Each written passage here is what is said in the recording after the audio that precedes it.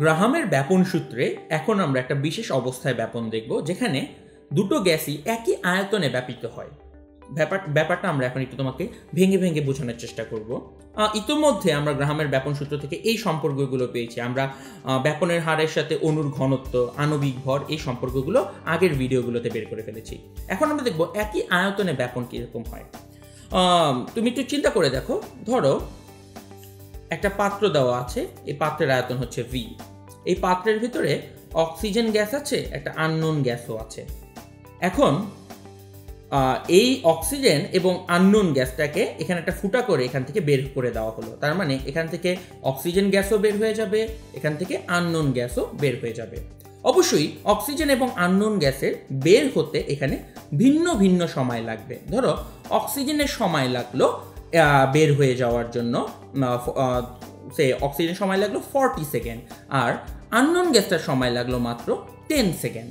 So একটা জিনিস চিন্তা করে দেখো, দুইজনই একই পাত্র থেকে বের হয়ে গেল। তার মানে এই অক্সিজেন গ্যাস 40 সেকেন্ড যাবত আর এই আননোন গ্যাসটা 10 সেকেন্ড যাবত এই V আয়তনটা থেকে বের হয়ে আসছে। তার মানে দুটো গ্যাসেরই এখানে আয়তনটা সেম। যখন আয়তন একই থাকে তখন এই সূত্রের কি ধরনের ফর্ম আমরা পাবো সেটাই আমরা আলোচনা করব।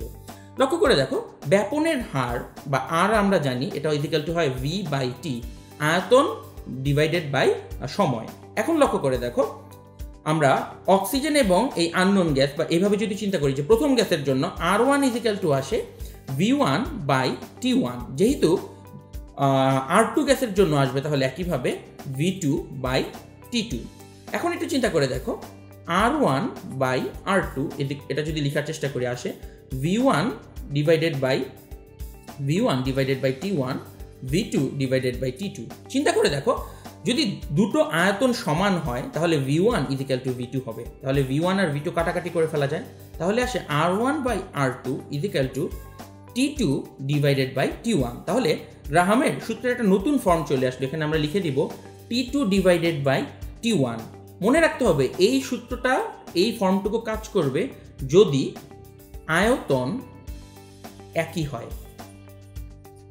যদি আয়তন একই থাকে তাহলেই শুধুমাত্র গ্রাহামের এই সূত্রের এই পোর্শনটুকু কাজ করবে। এখন আসলে আমরা একটু এই প্রবলেমটাকে সলভ করে ফেলি। অক্সিজেন বের হতে লাগছে 40 সেকেন্ড, আননোন গ্যাসের বের হতে লাগলো 10 সেকেন্ড। অক্সিজেনের মলিকুলার ম্যাস বা আণবিক ভর আমরা জানি M অফ অক্সিজেন হচ্ছে 32। এখন জিজ্ঞেস করা হলো এই আননোন বা অজানা গ্যাসের আণবিক ভর তাহলে কত হবে। আমরা এখন এখান থেকে বের করে ফেলতে পারবো। লক্ষ্য করো, আমার যেহেতু V বা আয়তন একই, তাহলে আমরা এই সূত্রের T1/T2 পার্ট ইউজ করতে পারি। তাহলে আমরা এখন সূত্রটা তৈরি করব এই দুইটা পোর্শন নিয়ে। এই দুইটা পোর্শন নিয়ে যদি সূত্রটা লেখা যায় তাহলে আমরা লিখতে পারি P of oxygen divided by P of unknown gas equal to √M of oxygen divided by M of unknown gas.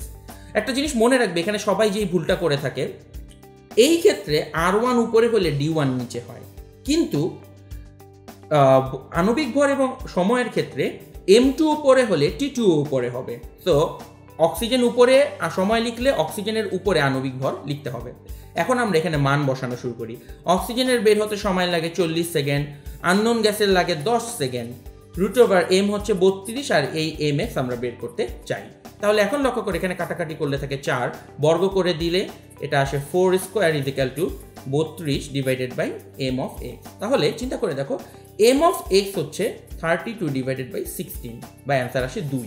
যদি আণবিক ভর 2 হয় আমরা জানি গ্যাসটা হচ্ছে হাইড্রোজেন গ্যাস। তাহলে দেখো, দুটো গ্যাসকে যদি একই পাত্র থেকে অথবা একই আয়তন দিয়ে ব্যাপিত হতে দেওয়া হয়, অবশ্যই দুটো গ্যাসের দুটো ভিন্ন সময় লাগবে এবং সেই সময়টাকে ক্যালকুলেট করেই আমরা ওই গ্যাসের ব্যাপনের হার এবং আণবিক ভরও বের করে ফেলতে পারি, যেটাই আমরা এখানে এই T1/T2 সূত্র দিকে বের করে ফেললাম। মনে রাখবে T1/T2 পোর্শনটুকু ব্যবহার করা যাবে যদি একই আয়তন জুড়ে ব্যাপন হয়।